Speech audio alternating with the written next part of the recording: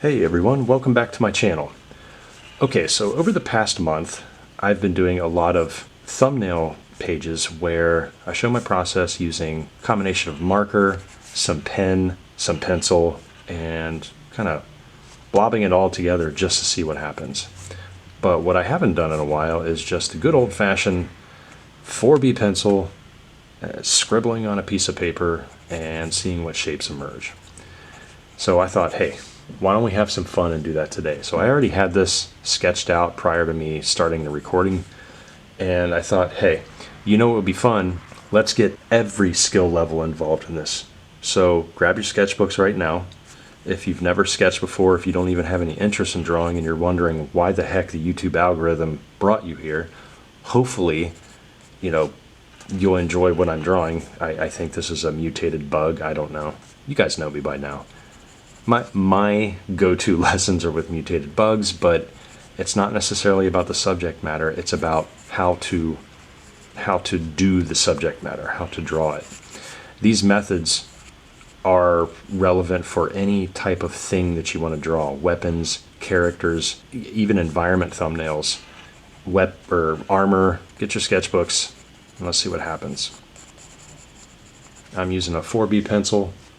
I typically don't spend any more than, I don't know, maybe 5 minutes per thumbnail if I want to do something a little bit more detailed and daring. If you're having trouble timing yourself, just set your cell phone off to the side of your, whatever you're recording with, and let's see what happens. That's the fun part. You also train your brain on not to spend too much time on your drawings. All right, so just to show some little tips here and there, I'm scribbling in shapes, but there's a method to the madness. Okay, I'm adding some darker parts in there where I know that the underbelly of the creature is sitting and the light source is from above. There's a lot of scribbled lines in here. That's good. That's what we want. So just remember that we are not supposed to become married to every single thing we draw. Okay, emotionally attached, probably your better choice of words there. Okay, that thing's pretty nasty. So let's move on. Okay, so if you've never drawn before, it doesn't matter. It doesn't matter. Just start scribbling on a ground plane like this. All right, hold your pencil loose, and don't go any farther than about midway. Okay, notice how I'm not gripping this pencil all the way down here, because this means detail. This means gesture sketching. I don't know what I'm about to draw, so I'm just going to throw some lines together. Okay, now as I throw these lines together, some are dark, some are medium, and some are light. But the point of this is to see what lines are actually emerging that you find interesting. With me, it almost kind of looks like I'm drawing a turtle. So it's like, all right, let's do it. Well, no, I'm not literally drawing a turtle, but it kind of feels like I'm drawing a turtle because of this weird neck coming up here. Try to bring this in closer. I have the depth of field focused right on the center, so I try to keep my sketchbook stationary. Okay, let's see what happens here. This is weird. Me draw something weird, and okay, there we go. This kind of reminds me of when I would play around in ZBrush and just start sculpting a quadruped, and it did not end up like a quadruped, but almost. Kind of looks like a Parasaurolophus too. Maybe we could do that, but it has no neck. But I don't want to end up on that. That's the thing. I don't want to end up with something that I'm already thinking of. I just want to allow my brain to relax, allow my hand to relax, and let's see what happens. Okay. If you're wondering what that rumbling sound is, it's snowing. It's snowing a lot out there, and all of the salt trucks are gearing up. It's about 9:30 at night right now. It probably means my boys are going to get a school delay, so I'm kind of preparing for that. And we'll see what happens. So I thought, hey, why not get this video out while they're sleeping? Just me just having some quiet time at night. Look, this looks like it just looks like an animal just crawled out of the dumpster. That's what it looks like. So we're going to darken the bottom here. The reason I'm putting this dark line in here, this is the indication of the body casting a shadow right under it. I think I'm going to change the head up, and I'm just going to put a big horn on there. I didn't like that head. It just looked goofy. Well, that just looks even goofier. Let's put a hunchback on there. All right, there we go. Like I said, I don't want to spend any more than about 5 minutes on this, but it's kind of intriguing. You know what? I think this is out of focus up here, so I've been drawing out of focus this whole time. Let's see if I can move it down. Yep, that's probably better. So this will be out of focus, but I'll move this up so that whatever I'm drawing right here will be in focus. Okay, let's do it. Let's get another shape in there. I don't know what's about to happen, but we're about to find out. Okay, if you are a struggling, aspiring concept artist, please comment below and let me know what you're struggling with. I really do read every single comment, good and bad. Sometimes I do get bad comments, but that's, you know, I try to answer those to the best of my loving ability. That's the whole point of me giving these types of lessons. I try to give tough love here. I'm pretty blunt when it comes to my teachings because I feel like honesty is the best policy. And I've said this in previous videos, I think a lot of schools just fail at being honest with their students. And it's probably going to be hard for some people to hear. But I really don't mean to insult anybody whenever I say these types of things. I don't mean to insult schools, administrations, teachers, anything, okay? I'm a teacher myself. I've taught at university. I've had my flaws. I've learned a lot. But I can just tell you that, you know, a lot of the portfolios that come out of these schools now are just really bad. And it's to no fault of the student. So I just try to be as blunt as I can with things that I have learned. You know, like I'm just going to tell you straight up if you're not good. This is why I love mentoring. I do run a mentorship program. If you check the pinned comment, you know, my email is given there, bobbyrevolts@gmail.com. But also, if you're just curious about our Creature Design Workshop Discord, you can check that Discord out, snoop around. I think you'll find some valuable lessons within our Discord, mainly because we have whole forums and sketch threads for daily doodles, monthly doodles. We have a monthly creature design challenge where I give a brief, and you know, students just love to see what they can come up with. Sometimes it's the first time they've ever done anything like it. So I try to throw you at the wolves here, learning the ropes about the pipeline and concept art, just to see what happens. This thing is gnarly. I'm totally cutting myself off here because I feel I just want to open this thing up in ZBrush. I just want to sculpt this. I have no idea what's happening, but it looks like a hulking creature from another planet, and it looks like these crazy limbs here. Notice how I'm not spending too much time on one area, but the areas that I am spending time on, I want you to focus on it. All right, so for example, I put some shadow right underneath there. These are his limbs, like his biceps, growing under the shoulders. These are the shoulders. This looks like the face, and it's pretty gnarly. All right, let's see what we can do. Okay, so it is bipedal, but the legs are kind of broken right there, so we'll see. Oh yeah, that's kind of neat, but I don't want to forget the feet. So let's see what we can do with the feet. If you're sketching along with me and you have something you're pretty proud of, join our Discord and show it in our forum. That would be fun. Look, we accept all skill levels. It doesn't matter. All right, we're not there to judge. We're all there to learn, which is what I try to emphasize during my mentorships too, is that I accept all skill levels, all of them. It doesn't matter if you're a beginner and you think that you're not good enough to even take a mentorship to begin with. You know, I try to break the ice and we learn about fundamentals, you know, line weight, line quality, composition, thick to thin lines. I even go as far as to just help you sit up straight, have better posture when you sketch. That's really, really important. I don't know how long I've been on this one. but cheesiest explanation I've ever had. It is there. All right, let's move on before I get too carried away with that. Okay, so the next one, oh, by the way, I'm about to sharpen my pencil, so you're going to hear a weird noise. Okay, and if you're wondering what pencil sharpener I use, it is an X-Acto pencil sharpener. Most of you are probably familiar with the X-Acto knives, just those really awesome sharp knives you can get to carve stuff. Well, they make really good other things too, like pencil sharpeners. And I've had that for about 3 years, and it has been wonderful. Now it looks like a big mouth, and it's vomiting something. Oh boy, what did I start? Let me know what you guys are drawing. If you've drawn anything yet in this lesson that you're proud of, or you want to go hide in a corner. I don't know what's about to happen with this thing, but we'll see.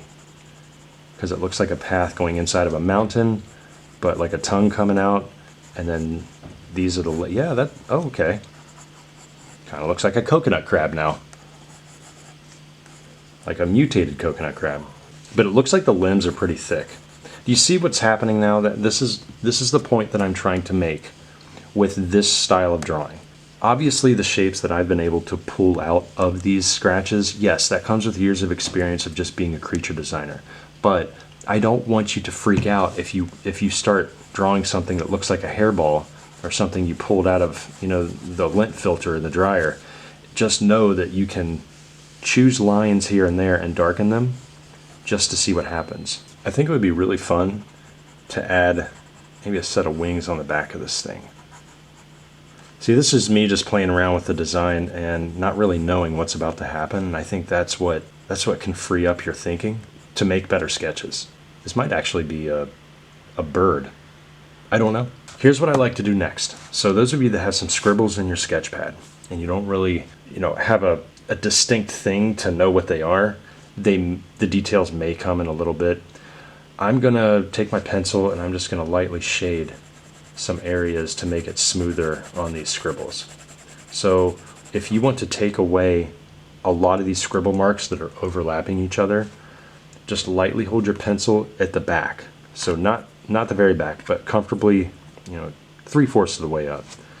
And just add in one direction with the strokes close together some shading that will cover the entire thumbnail as this. So what this does is it takes away some of the scratchy marks that may be so skinny they're kind of distracting. Because let's face it, they kind of do look like hairballs, but you can take that hairball look away if you just simply run your pencil in one direction where you think shadows are going to exist. This is why it's important when you're first doing these thumbnails to start putting in some dark lines, because those dark lines will help separate limbs and maybe show some articulation in the creatures or whatever you're drawing. All right, so for example, the very first thumbnail that I did up here, as I was drawing it, this became a shell on the top, and then everything else on the side were just legs. So I know that the legs and the shell, they had to be separated. So this is what I'm going to do. I'm going to put in a shadow right in between the shoulder and the shell. And then you can see the whole shell pop off towards us. That's what you want. And I think over here, I'm just going to lightly put in some shading. But I'm not necessarily going to stay inside the lines because I want some atmosphere happening. So for example, like underneath the body, this creature could be walking through some mist. The Mist. I love that movie. I was not thinking of The Mist while drawing these, just to let you know, but I do love that movie. And the other thing that's fun whenever you do thumbnails like this, because like anything goes. All right, so if you see something really cool and you're just stopping for a second to go to another drawing, come back to it. This is what I tell my students all the time.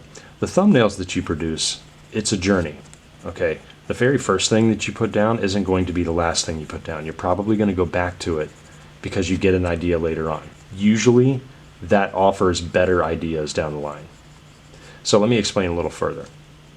Whenever we draw and we're doing concepts for a client or whatever, we don't want to end up with one or two ideas and just become married to those ideas because our emotions tell us to.